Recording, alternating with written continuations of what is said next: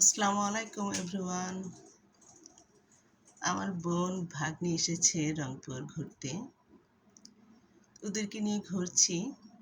First ডেতে গিয়েছিলাম cafe 66, সেটার ভিডিও আপলোড দিয়েছি, সবার সঙ্গে শেয়ার করেছি। আজ সেকেন্ড ডে, আজ গিয়েছি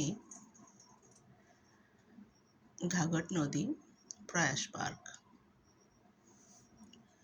কেমন লাগলো আমার ভিডিও কমেন্টসে জানাবেন।